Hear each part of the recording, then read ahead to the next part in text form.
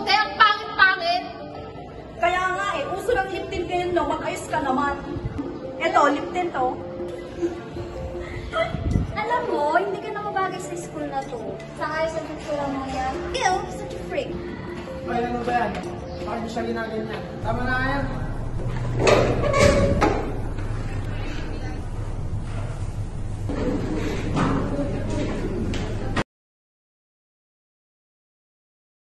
Okay, class?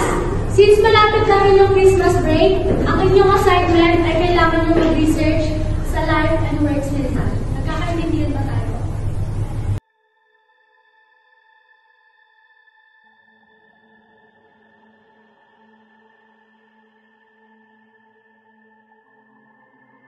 Kita mo ba anak ko? Sino ka? Gumising ka. Asan ako? Pepe, gising. Gumising ka. Pepe! Sino ba kasi yung Pepe na yan? Naiintindihan mo ba ito mga pinagsasabi ko kanina? Hindi po. Bahala ka dyan, hindi ko na inuulitin. Magtanong ka na sa mga klase mo. Pre, ang edit yung sinabi niyo kayo. Gagawa daw tayo ng research about sa life and work ni Dr. Jose Rizal. Tapos, i-present natin after Christmas break. Okay, sige.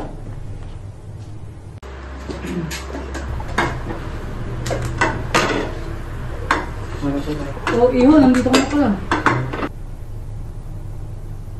Lagi naman dito. Oh, bakit late ka na naman? Lagi naman. O Apo, bakit ganyan ang itsura mo? Ganito kasi nila. Kung kailan naman Christmas break, tsaka pa may pinapagawang life and works ni Rizal.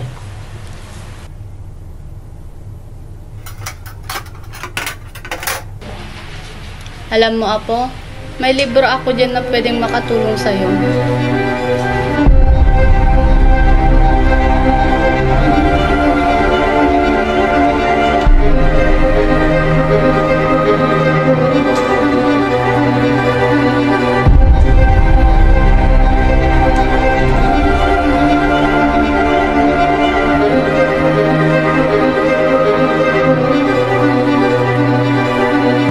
Sa isang payapang bayan ng Calamba, Laguna, taong 1861, ika-19 ng Hulyo, pinanganak ni Ginang Teodora ang supling na magiging tanyag na bayani ng Pilipinas. Saglit lang. Mga anak na po ang aking inay. Ikaw mo na. Mga anak na siya! Yung rampayot ng anak! Dalian nyo! Pakibilis! Kailangan ko ng gunting! Malaki ang ulo ng anak mo! Hindi na ako kaho. Sige pa! Sige pa! Malapit na!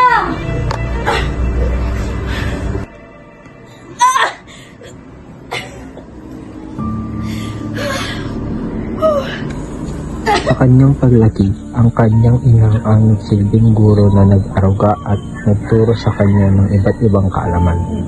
Kung kaya't hindi na nakakagulat pa na lumaking henyos ang batang si Pepe. Isang araw, ikinuwento ng kanyang ina ang patungkol sa gamo-gamo. Anak, huwag kang lalapit sa apoy ng lampara upang hindi ka masunog. Sumagot naman ang isa pang gamo-gamo.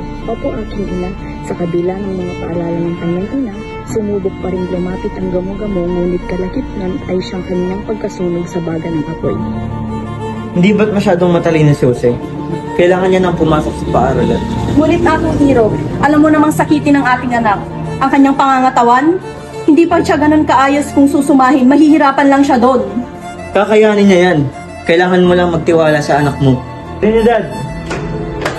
Ano po yun, Ama?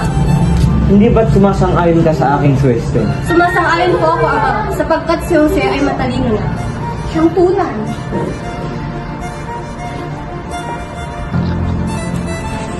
Sa buwan ng Hunyo, taong 1869, nagtuo kami ng aking nakaptan ng kapatid na si Pasiano sa bayan ng Binyan, kung saan ako napagpasyahang pag-aralin ng aking ama't ina.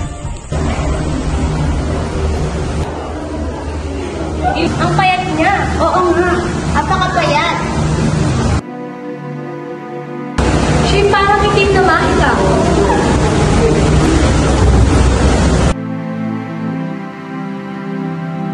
Tingnan niyo ang kanyang kutis. Napakaitim. Mga kamag-aral, balik ito sa ating klase. Chonggo.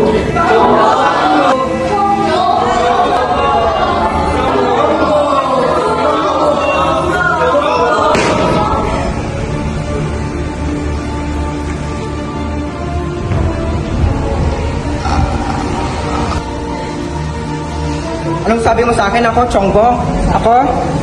Kesa naman sa'yo, kapre! Mas mabuti ang kamukha ng kapre kesa sa'yo, Chonggo.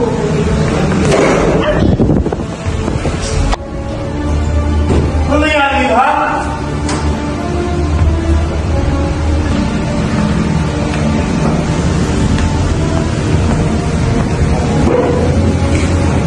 Susi po ang nagsimula nito, maestro.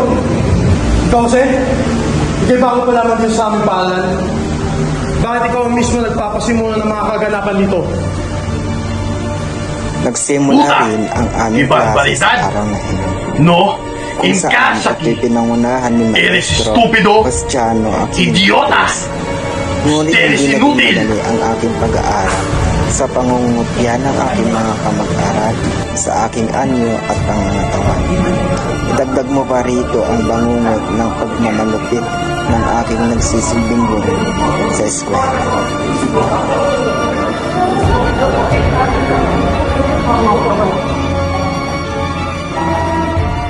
Noong ako'y tumungtong na sa taong ika-11, nagpasya akong lumipat na ng paaralan. Sa katunayan niyan, si Ginoong Manuel Zeres Burgos ang nasa likod ng aking pagpasok sa paaralang Ateneo. Simula noon, umusbong ang aking marka at nakuha ko ang pinakamataas na parangal na valedictorian ng buong klase. Noong 1878, natapos ko ang kursong Vocational Surveyor sa Ateneo, na siya rin ang nakakuha sa aking titulong Perito Agrimensor, o mas kilala bilang Expert Surveyor sa Ingles.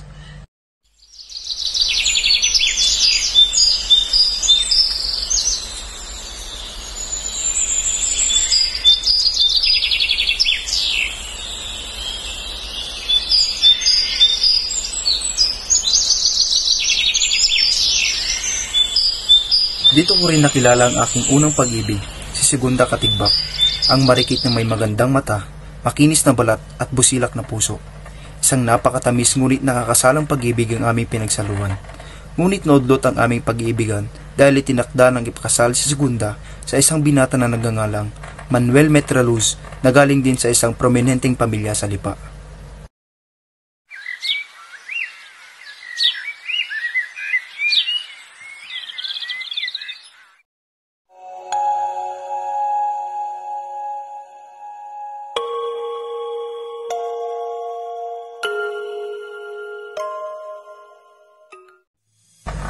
Pagkatapos ng aking pag-aaral sa Ateneo, nagtungo naman ako sa Universidad ng Santo Tomas. Dito ko kinuha ang una kong programa sa Pilosopiya at Panitikan.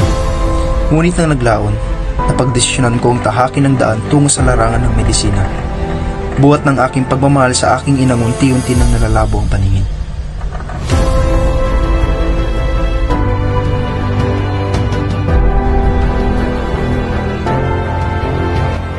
Sa aking pamamalagi sa bayan ng Intramuros habang ako'y kumukuha ng kursong medisina, namalagi ako sa bahay paupahan ng pagmamayari ng mga Rivera.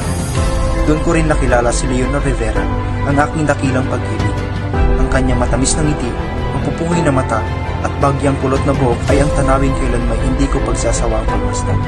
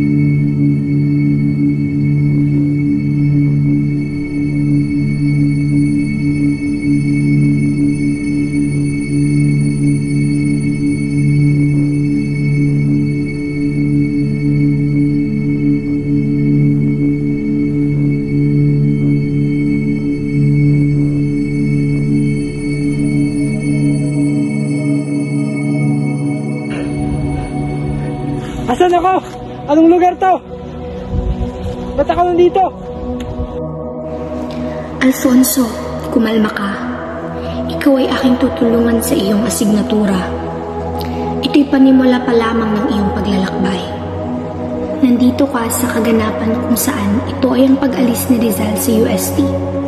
Taong 1882. Siya'y naglakbay patungong Europa. Lingid sa kaalaman ng karamihan at ng kanyang mga magulang, ang nakatatandang kapatid niyang si Pasiano ang isa sa nagudyok sa kanyang magtungo sa Europa. Nang panahong iyon, ang pagiging dikit ng pangalang merkado sa mga praile ay nagsanhi ng isang komosyon, kaya't minabuti ng kanyang nakakatandang kapatid na magtungo muna si Rizal sa bansang Banyaga. Bukod pa roon, ang sitwasyon ng kanyang ina ay hindi na rin biro.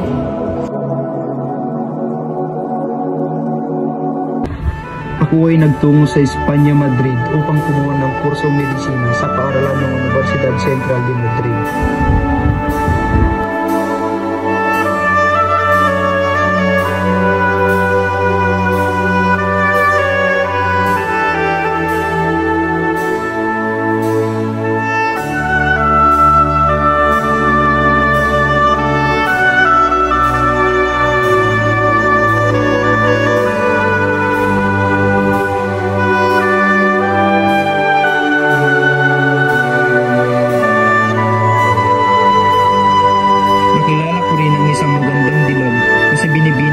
Consuelo Ortega y Rey.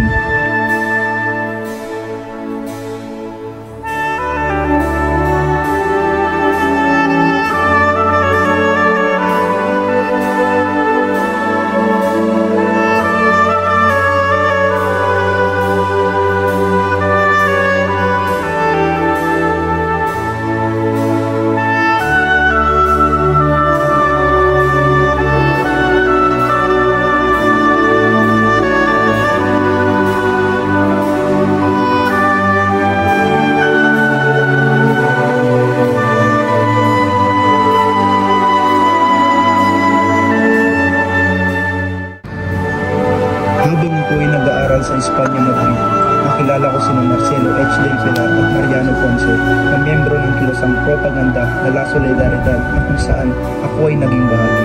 Ito'y kumukonekta sa ibang Pilipino na nagnanais ng reforma.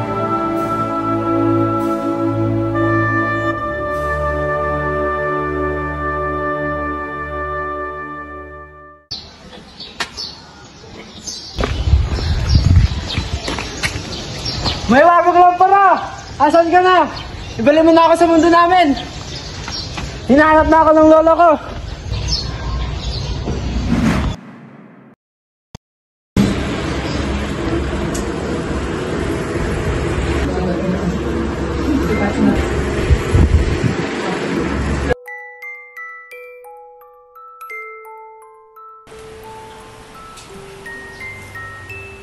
O Apo, bakit parang hinihingal ka?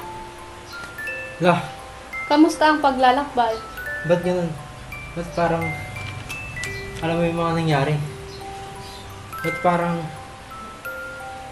tagal kong nawala?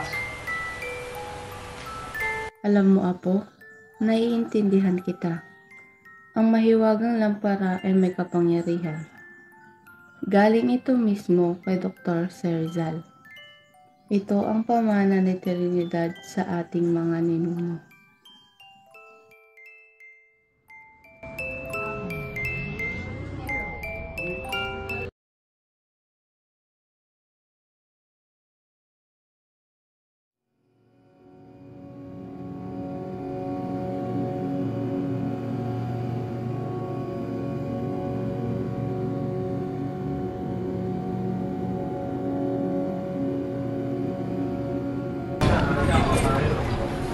Bienvenida ka sa Don Pedro's.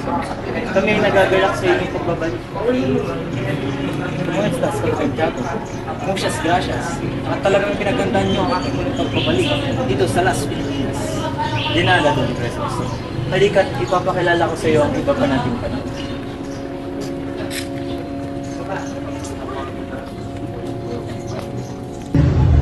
Nais kong ipakilala sa iyo ang kaisa-isang kapatid.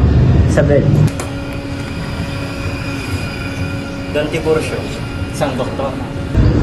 Doña Victorina, ang may bahay ni Don Tiburcio. Teniente Guevara, Padre Sibayla, at si Padre Damaso. Aba, Padre Damaso, ang kura ng San Diego. Kinagagalak kong makita kang muli. Ang matalik na kaibigan ng aking ama.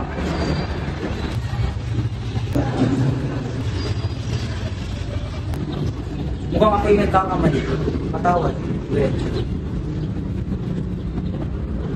Hindi ka nagkakamali, ngunit hindi ko kailanman naging matalik na kaibigan ng iyong ama.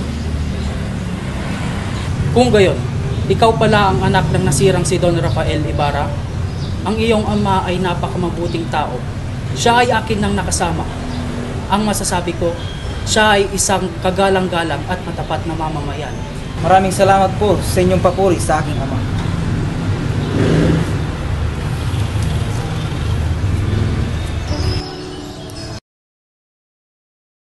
Mahabaging Panginoon, tanghaling natula pa rin ang aking sinisinta. Ano kayong dahilan ng kanyang pagkahuli?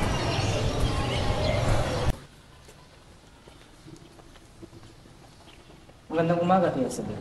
Nais ko lamang pong makausap si Maria Clara. Magandang araw din sa iyo. Naroon siya sa kanyang silid. Halika, pumasok ka.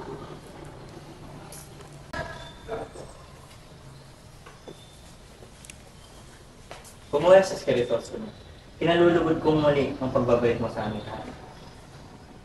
Magandang umaga, Kapitan Tiago. Nais ko pong makausap si Maria Clara. Aba, sige. Clarita, nais kang makausap ni Crisostomo.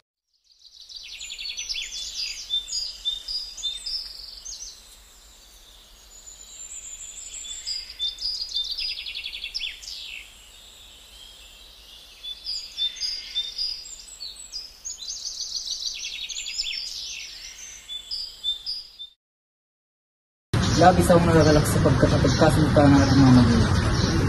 Dahil kung hindi, wala na akong iba pang babae makikita ng katulad niyo. Napakatawas naman ng mga salitang iyong pinulan.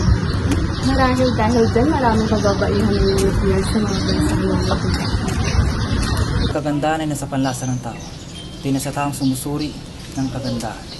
At mula sa aking puso, ikaw lamang ang aking tinatangi at iniibig. Patawad aking sinta, ngunit kailangan ko ng lumisan. Bukas ay Todos los Santos.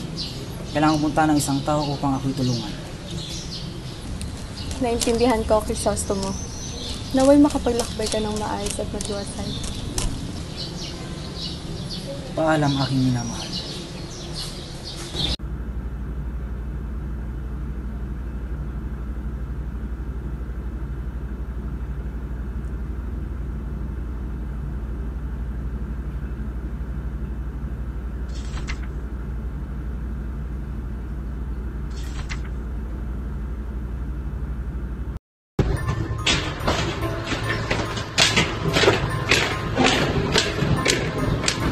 Kuya, natatakot ako. Umuwi na tayo. Tiyak hindi pa payag pag pinapalo ako. Dahil kapag ako'y nagkasakit, tiyak hindi na ako pababalikin dito sa kumbento. Hindi tayo pwedeng magkasakit, Crispin, dahil mamamatay tayo sa bukod. Sa ating dalawa, wala magpaparatang na ako isang magnanakaw. Magkano ba ang ibabayad sa atin, kuya? 2 piso, dahil malaki ang nabawas dahil sa mga multa. Kuya, bayaran mo lang ito. Hindi kakasya ang pera natin. Tahan na. Uwi na tayo dahil nagluto ang nanay ng maraming pagkain.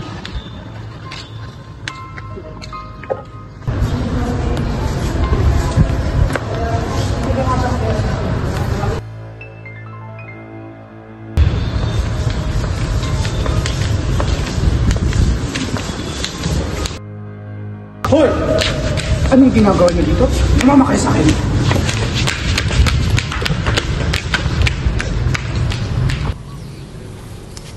Crispin! Basilio! Asan na kayo? Nakita niyo ba mga anak ko? Anong pinagsasabi ng babae nito? Halika, huli na natin dalhin sa kwartel. Mga anak ko! Kumain na ba kayo? Asan na kayo?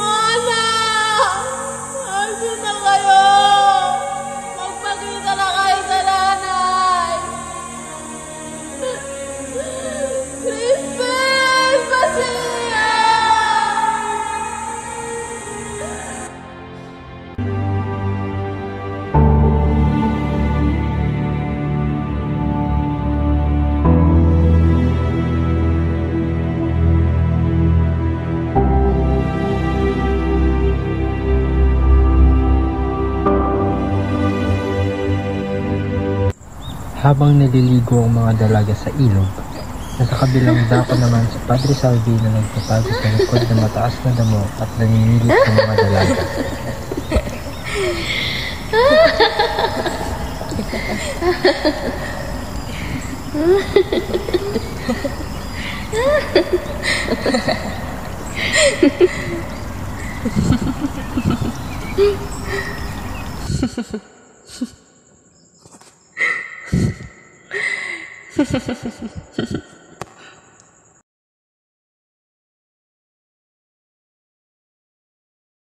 Nung nagsimula ang unang pangkat ng Kristiyano, mayroong mga ilang nagpatunay ng kanilang mga pananampalataya. Matatag nilang ikunento ang salita ng Diyos. Ipinagsigawan nila ang kanilang nalalaman sa pangalan ni Jesucristo. Pinalakas sila ng Espiritu Santo at dahil dyan, sila ay naligtas. Ang salita ng Panginoon ay nakabuon sa iyong puso't isipan. Sa inyong kaluluwa ay dapat manahan ang kabutihan. Huwag niyong hahayaang manahan sa inyo ang kasamaan. Igalang niyo ang bawat isa. Dahil ayon sa salita ng Diyos, huwag kang mananakit ng kapwa. Sapagkat ikaw ay nanakit, ay para mo na rin akong sinaktan.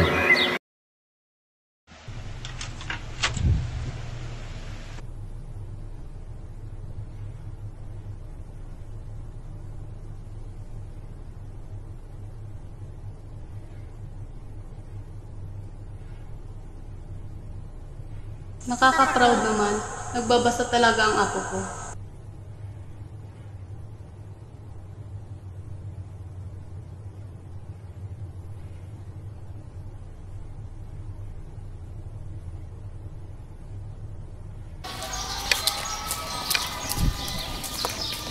Ginong Alperes.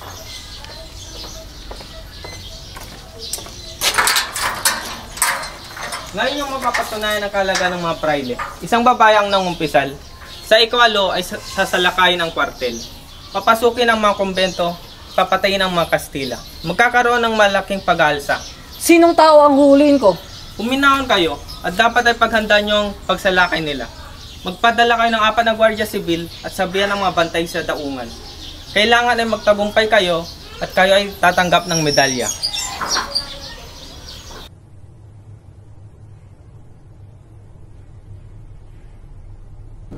Nang sumapit ang ika-6 ng hapon, nasa sulok lang ang pare ng tumutugtog ang kampana. Biglang dumating si Ibarra na mukhang nagluluksa sa suot. Sinubukan ni Maria Clarang lumapit sa kasintahan, ngunit may biglang pumutok na baril sa labas.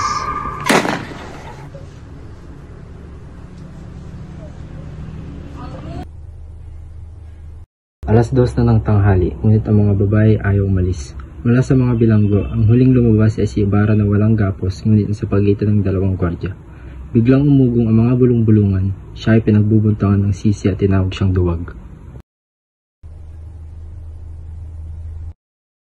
Ginoong Ibarra, dadalhin kita sa Mandaluyong. Nandun ang aking itinagong salapi at magagamit mo iyon sa pangingibang bansa. Kung gayon, ikay sumama sa akin sa ibang bansa at tayo ay magturingan bilang magkapatid. Maraming salamat sa iyong kaulak, Ginoo. Ngunit dito ako nais manatili at mamatay. Pero bakit ako iyong pinapaalis? Dahil sa ibang bansa, baka ikaw ay magtagumpay.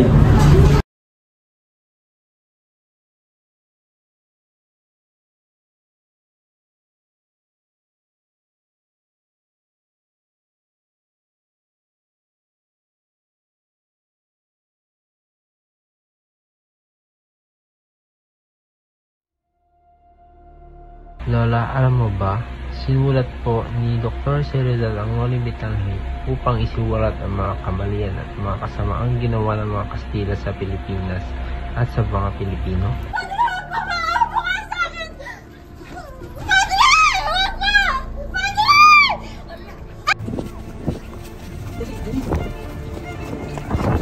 Sa bawat kabanata, may pakita niya na ang tunay na kalagayan ng ating lipunan sa ilalim ng mga Espanyol. Nabasa ko rin ang mga sikat na karakter na si Maria Clara at Ibarra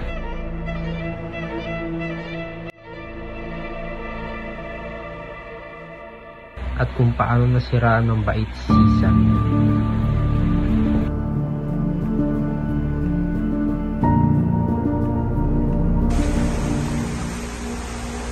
Dami kong natutunan sa Noli ah.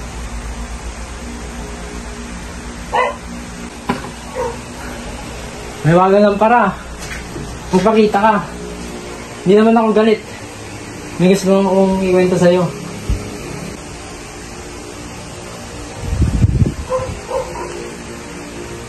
Ang astig lang kasi sinulat niya yung Noli sa wikang Kastila. Hindi dahil hindi niya mahal ang sarili nating wika, kundi upang may pakita na hindi siya takot kalabanin ng mga Espanyol.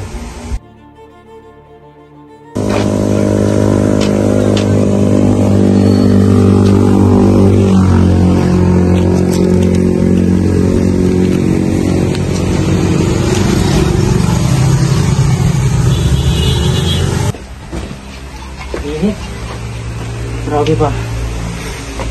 Tulog ko na nga itong binabasa ko.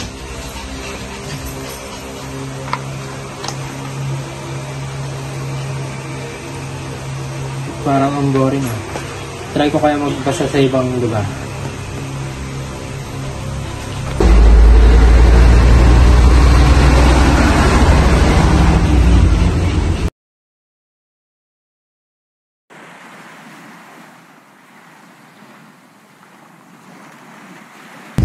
Hi, ganda naman ang tanawin dito. Mas makapagbasa ako ng maayos dito.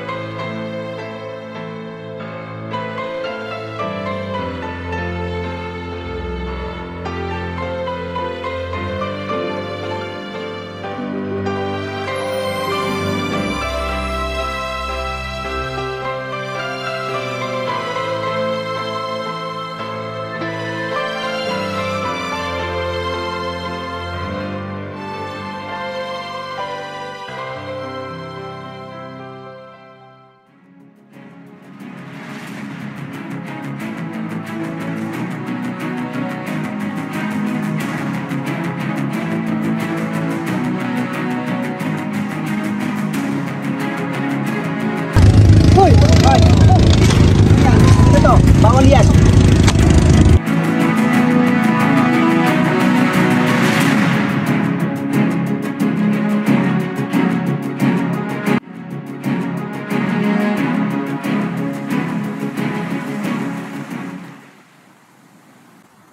Pepe, maaari ba tayo mag-usap?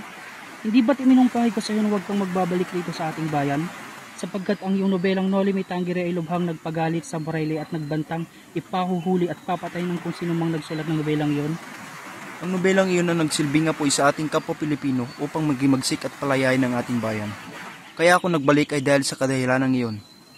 Nais kong matulungan ang aking mga kababayan at palayain ang ating bayan sa mga mananakop na Kastila.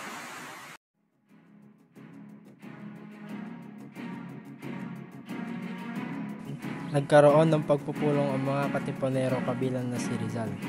Patungkol ito sa mga plano na isasagawa para sa magaganap na revolusyon.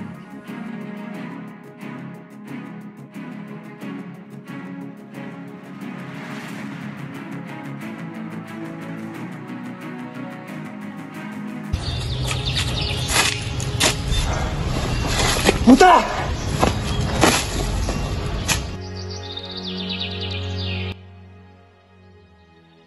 Sa pangalawang pagkakataon, nagsulat muli ng nobela si Dr. Jose Rizal. Sa pamamagitan nito, nais niyang bukasan ang pang-aalipin ng mga Espanyol, panggagahasan ng mga praile at walang katarong pagkamatay ng 3 paring martir, ang Gumbursa. Sumama ka sa akin! Wala kang marakapan para takilan ako!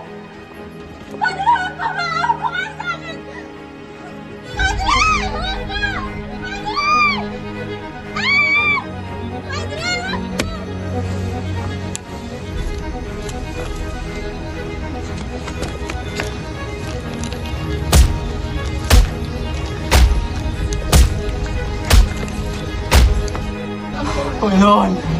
Patawalan niyo po kami, Panginoon! Tawad po! Patawalan!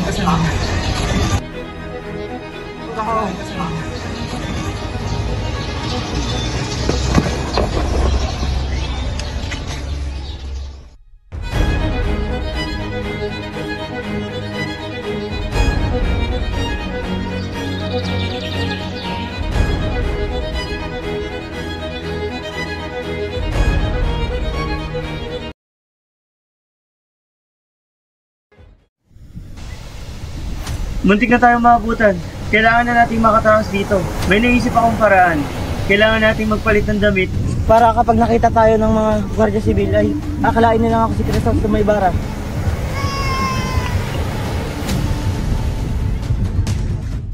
Ano, wala na tayo oras. Ngunit baka ito yung tepama.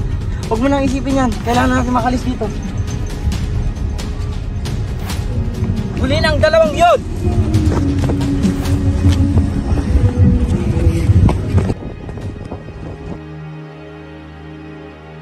Magpabilis!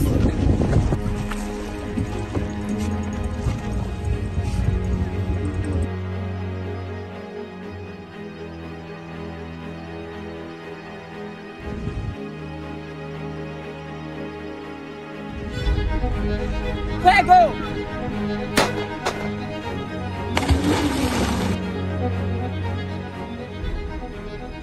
Ha ha ha ha ha! Paalam! Paalam, Senyor Ibarra!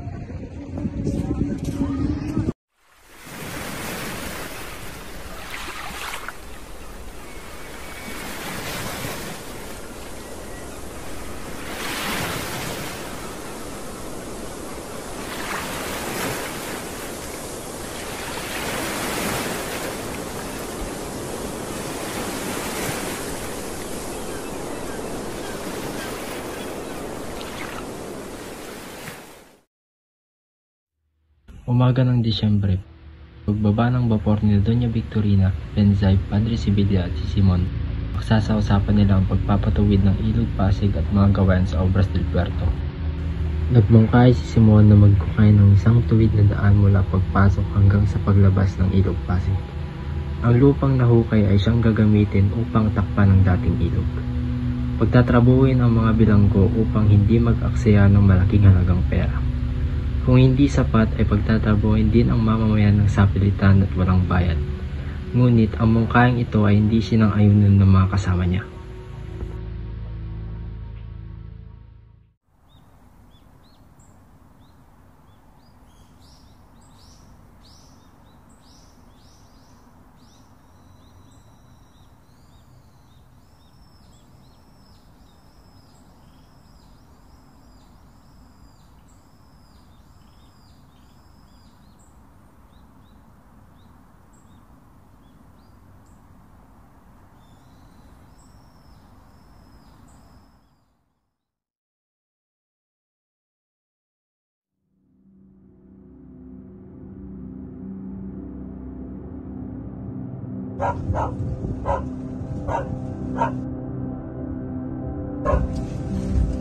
Telesporo, mabutit natin ito. Magandang araw, Padre. Anong may paglilingkod ko? Kailangan mo magbayad ng buwis. 200 buwis. Sapagkat nagkamali kayo ng pagbayad sa nakarang 13 taon. Ngunit nililimusan ko lamang ang mga pulubi upang mapigilan ang kanilang pamemerwisyo. Ngayong hindi ako nagbabayad, mapipilit ba nila ako? Ito ay naiiba. Dahil sa iyong kapabayaan, ibig sabihin nito, wala ang karapatan sa iyong lupa. Dati ay maliit na halaga lamang iyon. Ngayon 200 piso na? Abay, napakalaki naman ata iyon. Ito ay aking lupa. Hindi! Sa korporasyon! Hindi! Nalaban ako!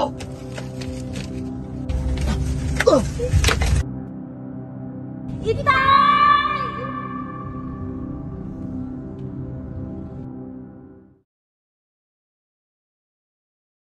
Naglalakad si Basilio galing sa puntod ng kanyang ina habang ginugunita ang kanilang sinapit sa kamay ng mga Kastila sa nakalipas na 13 taon.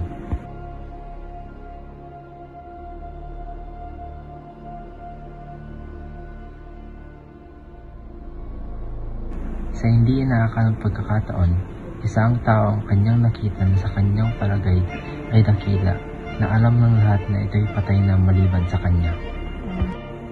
Nang magtanggal ito ng salamin, siyang nakumpirma na ito ay si Ginoong Simon. Labis itong kinagulat ni Simon kaya itinutok niya ang krus na kahoy kay Basilio. Kinagulat ito ng batang si Basilio. Nagpakilala at ginanita ni Simon ang kanyang namatay na kaibigan sa lugar ding iyon. Nagbalik si Simon upang ipagpatuloy ang nasimulan ng kanyang yumaang kaibigan at hinikayat si Basilio na magpag-alyansa ito sa kanya. Ngunit ang batang si Basilio ay may sariling pananaw ukol sa pagpapalalim ng wikang Kastila. Naglalakad si Simon sa paligid ng simbahan. Narito rin ang mga dalagang nag-uusap-usap at mga gwardiya sibil. Napansin ni Simon ang mga mag-aaral na hindi nagbigay pugay sa kanya at sinabing wala na talagang moda ang mga kabataan ngayon. Sa paglingon ng mga mag-aaral na ito ay siyang pagkakilala nila kay Simon at sinabing siya ang dahilan kung bakit nabigo ang plano nilang magtatag ng Akademya ng Kastila. Ipinahayag ni Simon na sila ay mali ng akala. Ayon sa kanya, ang wika ay salamin ng kaluluwa kapag inalis iyon ay wala ng katarungan at siyang magiging dahilan ng kamatayan ng ating bansa.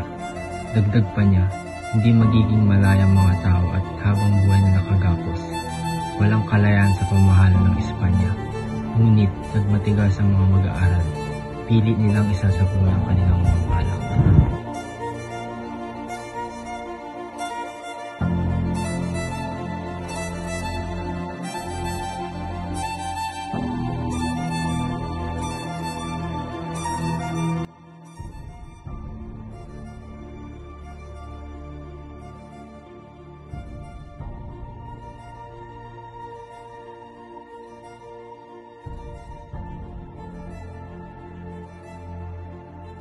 Oh, Ginoong Simon. Naparito ako para sa dalawang bagay. Ang kamatayan mo o ang kinabukasan mo. Sa panig ng inaapi o panig ng iyong bayan. Magpasya ka at kailangan mo ng mag-desisyon. Sa loob lamang ng isang oras ay magsisimula na ang iyong magsikat. Bukas ay wala na ang universidad, wala na mag-aaral at wala na natin magpapalihan. Ang paghihimagsik ay pagpapatiwakal. Ngunit paghihimagsik lamang ang aking pag-asa. Dahil sa karunungan, ang pag-asa, subalit ang karunungan ang siyang walang kamatayan. Pananalig sa karunungan at salitang pag-ibig sa bayan ay magkakaroon ng kahulugan. Nawawalan ka na ng prinsipyo at pansariling katauhan. Nakikita kong ikay hindi Pilipino, kundi busagos ng Espanya. Iyan ay walang katotohanan. Sige, alang-alang sa alaala ni Elias, pamumunuan mo ang buka. Lusubin niyo ang Santa Clara. Kunin mo ang kaysa-isang taong ikaw lamang nakakilala at si Kapitan Tiago, ang aking irog na si Maria Clara. Huli ka na, Don Simon, sapagkat si Maria Clara ay patay na. Namatay siya noong ika-6 ng hapon. Patay? Paano ito nangyari? Hindi, ililigtas ko siya.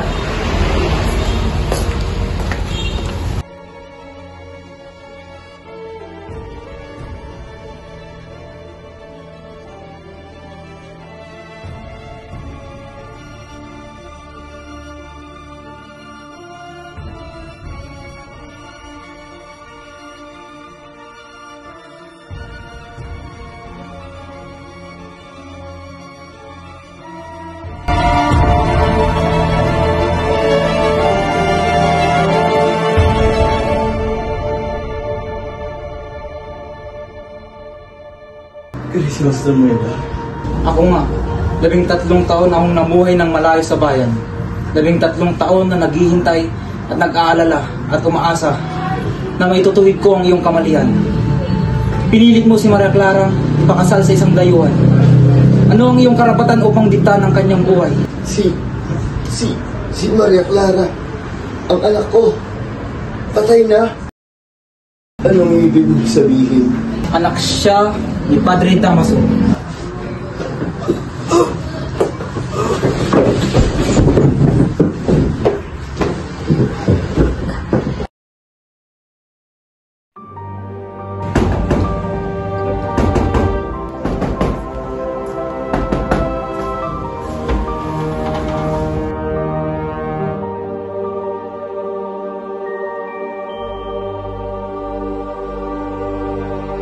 May hinahanap si Simon na bote ng likido sa kanyang tukador.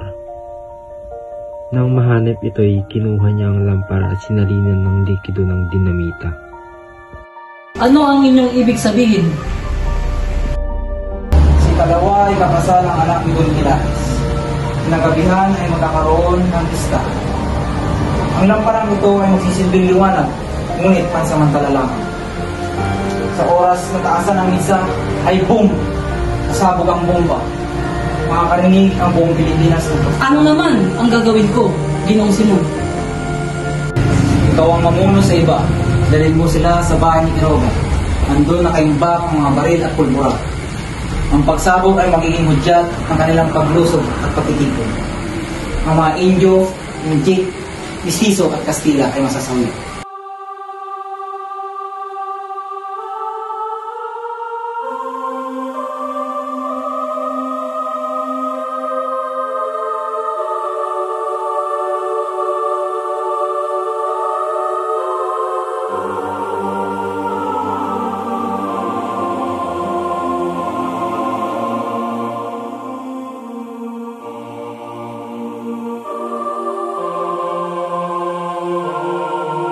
Paano mo nagawa sa akin ito, Paulita?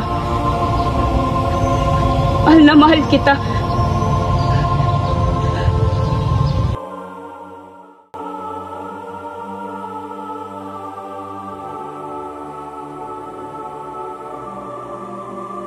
Ginoong Simon, halika't samahan kami sa pagkainan.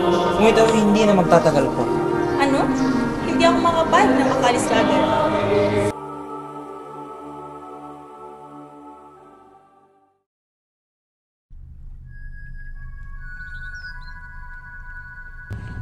Oh, Isagani, saan ka pupunta? Kay Paulita, kailangan ko siyang kausapin. Sandali! Tumuloy. Ngunit ito na ang aming huling pag-uusap. Huwag ka nang pumunta roon. Makinig kang mabuti. May dinamita na sasabog doon. Anumang oras mo lang ngayon. Kaya, utang na loob. Huwag ka nang tumuloy pa. Ngunit iba na siya ngayon. Sandali! Pinalaan na kita, kaibigan. Sana ay nakinig ka na lamang sa akin. Pagpalain ka nawa ng Panginoong may kapal. Mag-ingat ka, Isagani.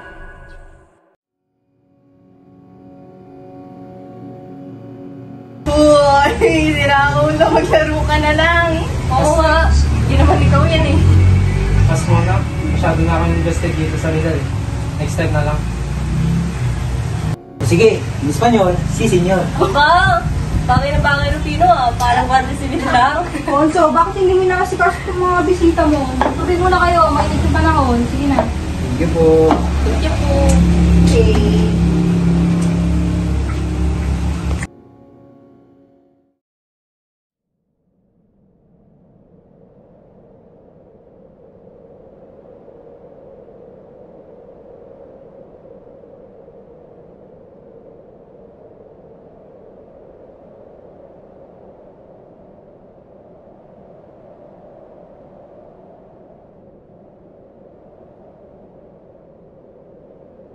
Tila nauubos na ang sindi ng lampara. Sandali, ano ito? Maheta Sel Pares, 1 Sostomo Ibarra? Masamang biro iyan. Ngunit ito ay sulat ng 1 Sostomo Ibarra, isang taong matagal ng patay. Tunay ng masamang biro ito. Huwag niyong alalahanin yan. Tuloy ang kasiyahan. Ah, Padre Rene, pakitaas ang mitsa ng lampara. Ah, sige, sandali.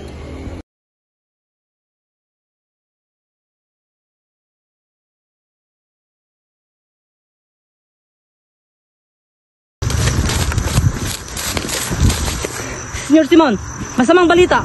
Hindi natuloy ang pagsabog. Bakit? Si Isagani, itinapon niya ang lampara sa ilog. Sige, at ikay tumakbo na. Pero senyor, Bilis, ligtas mo ang iyong sarili. para sa bayan! Para sa bayan!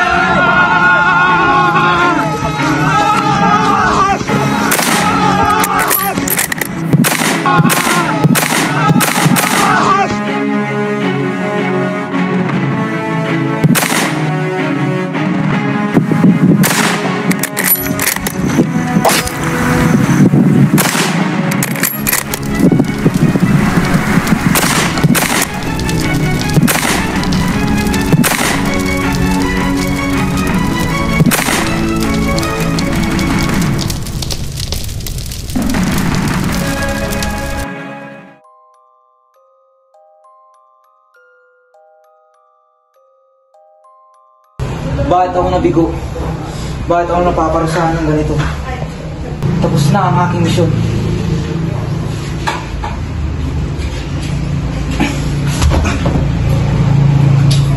Senyor Simon, Diyos ko, sandali na ako itatawag ng doktor. Padre, tulungan niyo po ako. Ayaw kong mamatay na may kasalanan. Nais ko po sana mabubusan sa inyo. Hindi akong makinig sa'yo, Senyor Simon.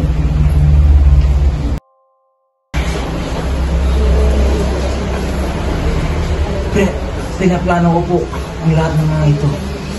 Dahil nagalit ako sa mundo noon. Bumalik ako upang magiganti sa mga taong umapi sa akin. Diyos ko, patawarin ka nawa ng Panginoon. Palagi mong tandaan na palagi ka may matututunan at ang mga pangyayari sa mga plano ay gusto ng Diyos na hindi ito may sa katuparan. At dahil alam niya ito'y mali.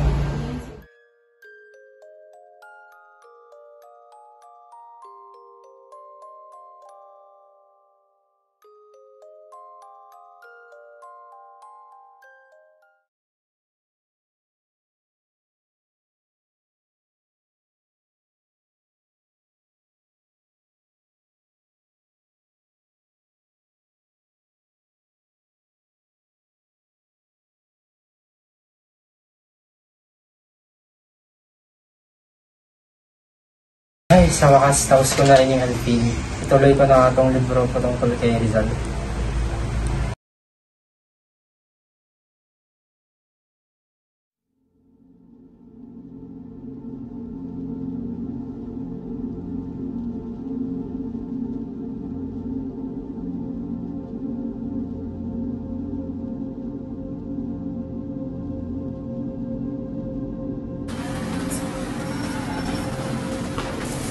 Dulce Estranghera.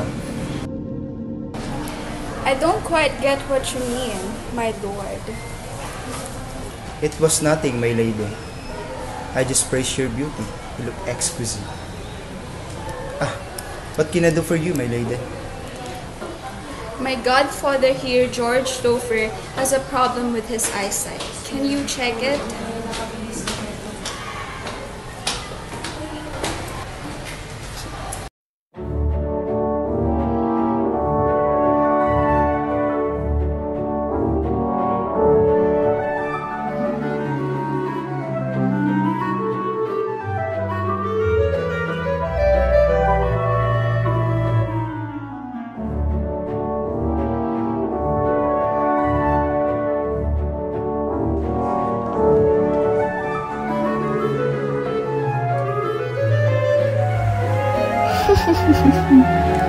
You're so handsome, Jose. What a man you are.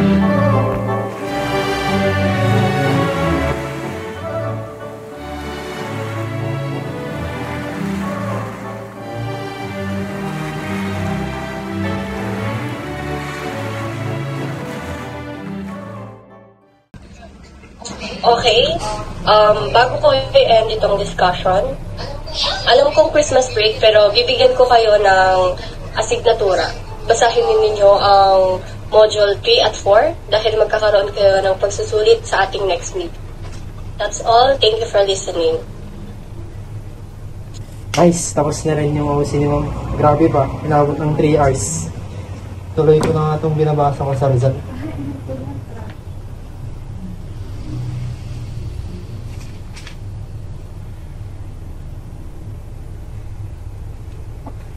Minus KK na pala ako. May bago lang para. Pwede mo ba akong dalhin doon?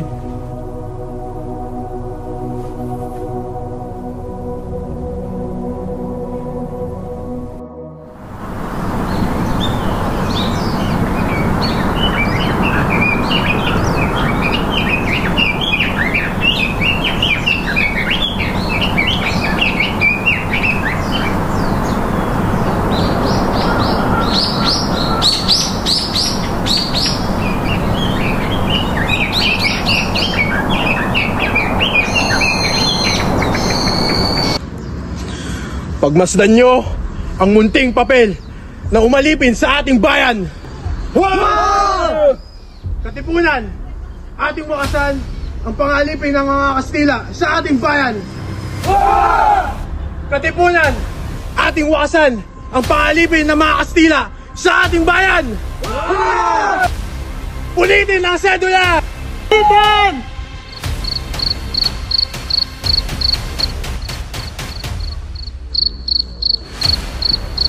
Punitin ang sedula! Punitin!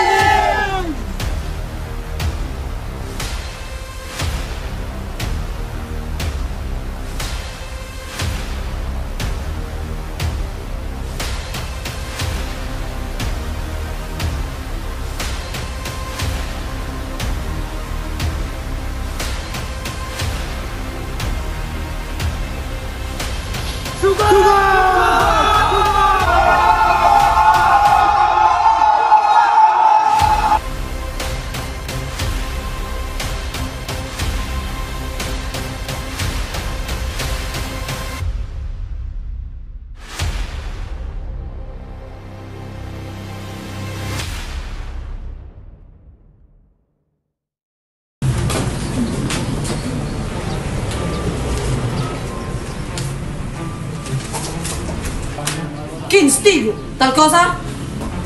Pero nombre Filipino, Ilamado, Jose Rizal, Sr. Tráeme, inmediatamente a ese hombre insolente. Sí.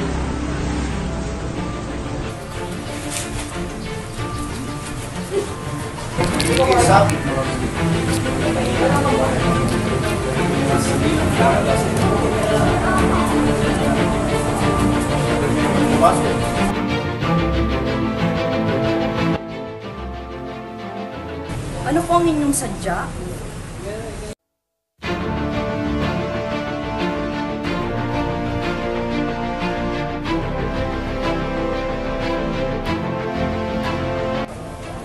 ¿Dónde está el señor José Rizal?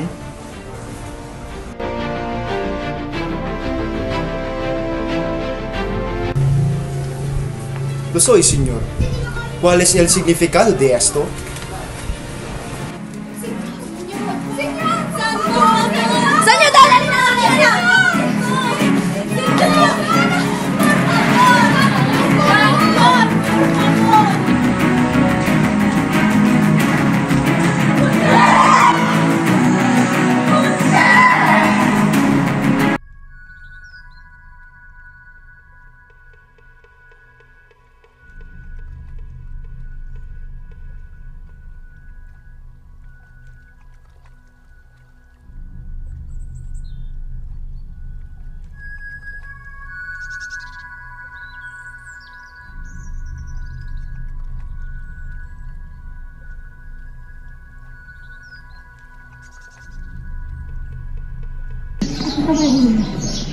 Aking kapatid!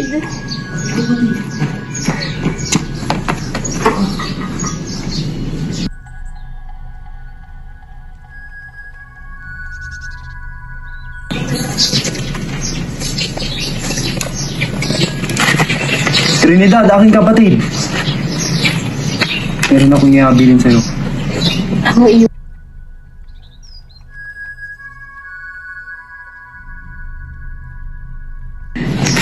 Teka muna, kapatid. Meron pa akong isang ihabilin sa'yo. Ano iyon?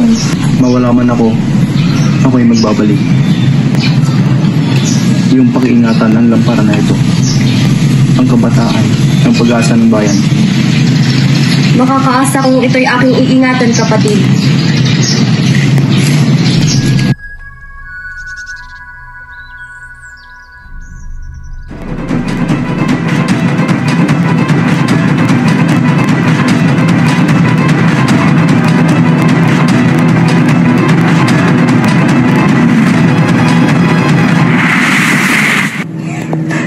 Nasaan ako?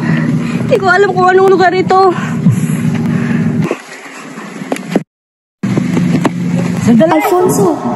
Alfonso, habulin mo si Trinidad. Ingatan mo siya.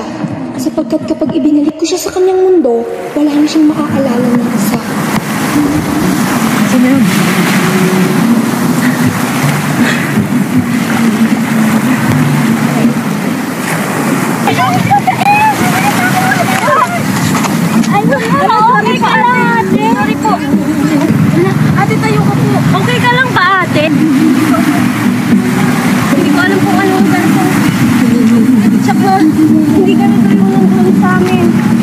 pagod na pagod ka.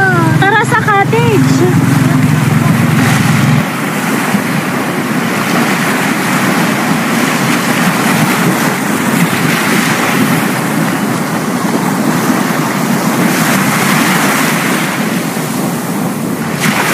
Uy, tingnan mo. Sexy, grabe. Pre, tara.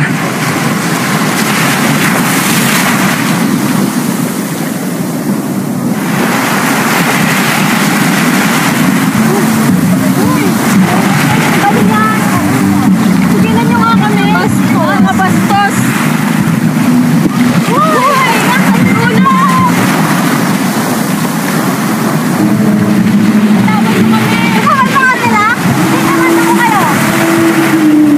Okay lang kayo? Okay. Salamat ah. Maraming salamat mga binibini.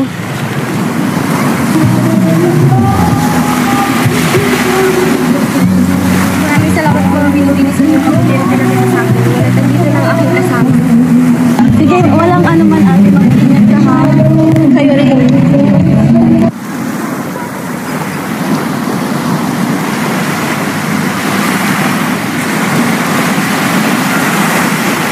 Nais ko nang bumalik sa panahon namin.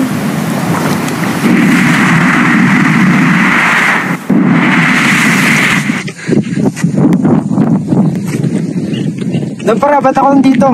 Kasama mo kay Trinidad. Gusto kong makilala ang ninuno namin na pinagbigyan ni Trinidad ng Lampara.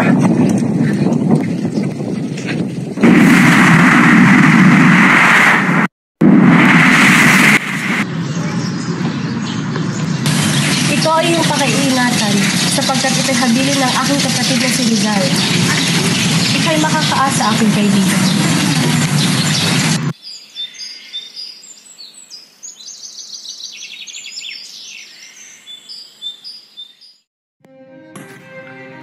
Ako pala ang napili ni Rizal na pamanahan ng kanyang Lampara. Narinig kong sinabi niya kay Trinidad na isang araw siya ay magpabalik at ang kabataan ay ang pag-asa ng bayan.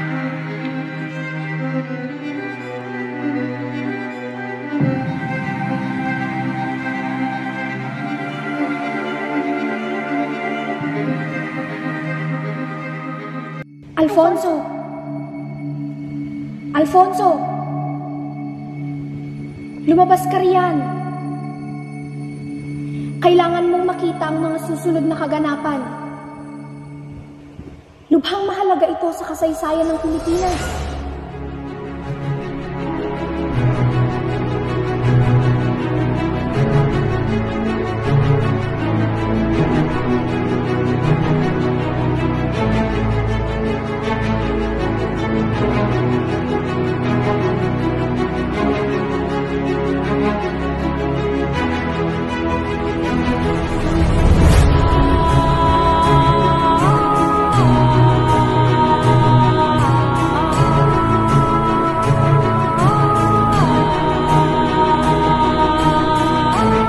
Mamamatay akong marahang ang langit ay nagliliwanag.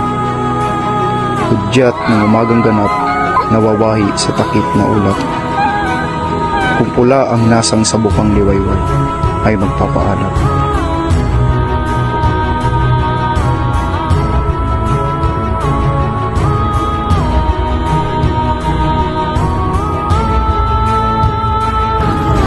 Preparado! Apunten! Fuego! Alfonso! Alfonso! Naririnig niyo ba ako? Bibigyan kita ng pagkakataon na mabuhin ang nakaraan. Maaari mong niligtas si Rizal. Ang desisyon ay nasa iyo. Lampara, hindi! Hindi ko babaguhin ang nakaraan. Dahil pag binago ko ang nakaraan, hindi ko makikilala mahal ko sa buhay at ang lola ko. Nire-respeto ko ang mga nangyari sa nakaraan. Kaya sige, ituloy mo lang.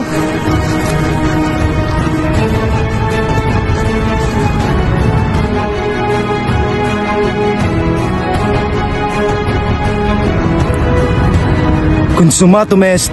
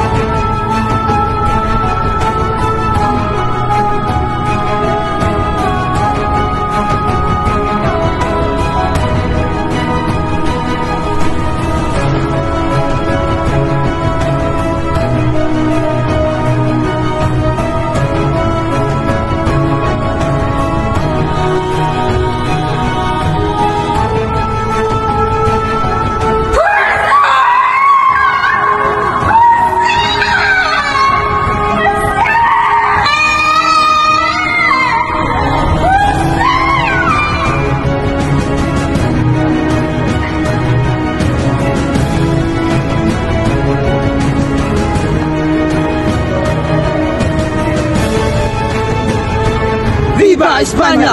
Muerte de los traidores!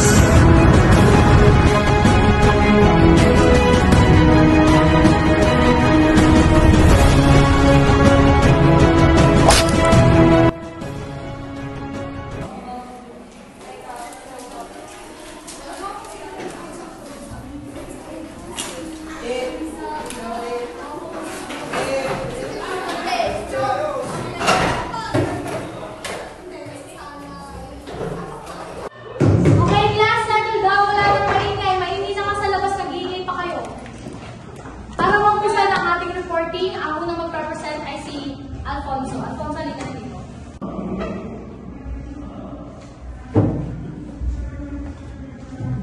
Good morning classmates, good morning ma'am. Sana makinig kayong lahat kasi marami akong natutunan during our Christmas break. Alam niyo ba, noong una ayaw ko pa yung binigyan yung assignment. Pero pagka-uwi ko sa bahay, kinento ko sa lola ko at binigyan niya ako ng libro.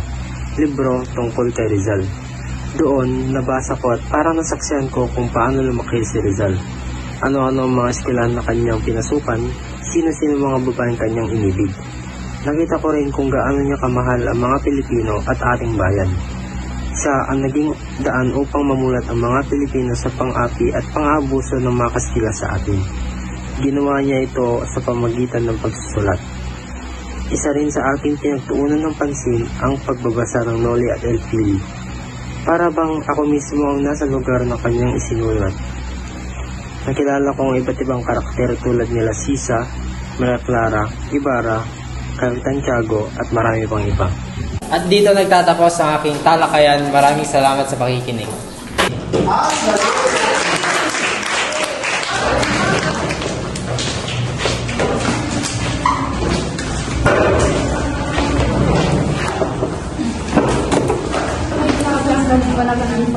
Wala yan. Oo nga eh, sa paraan ng pagsasalaysay mo sa buhay ni Rizal ay parang bang ikaw ang nakasaksi sa mga kaganapang iyon. Kaya nga eh, mahusay ang pagkakalahad ng mga pangyayari. Iniisip ko tuloy, reincarnation ka ni Rizal. At paano naman mangyari yon? Kayo talaga, puro kayo biro. Pero ang galing mo talaga, Alfonso. Alam mo, Alfonso, totoo lahat ng mga sinabi ng kaklase mo. Halatang pinag-aralan mo ang buhay ni Rizal. Dahil diyan, bibigyan kita ng perfect score. I said sana all! Okay, sa ating susunod na magre-report, Larissa, halika dito sa harapan.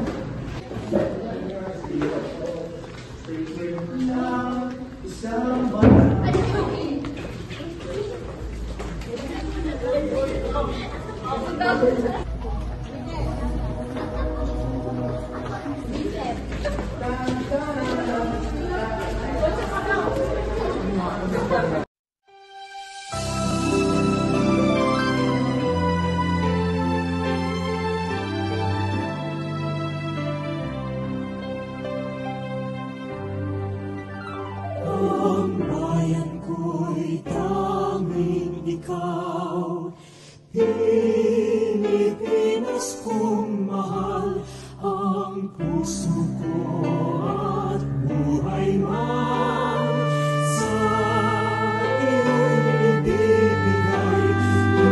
Tungkulin kong nagampanan na lagi kang paglingkuran. Ang laya ko'y mabantayan, Pilipinas kong mahal.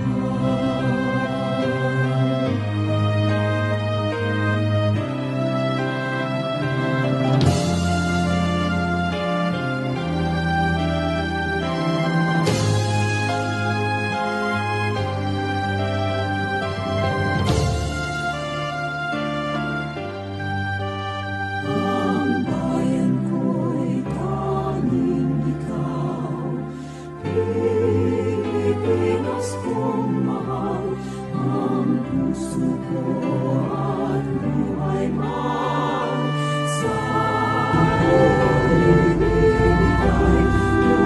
Tungkulin kong nagampanan na lagi kang paglingkuran. Ang laya ko'y mabantayan, Pilipinas kong mahal.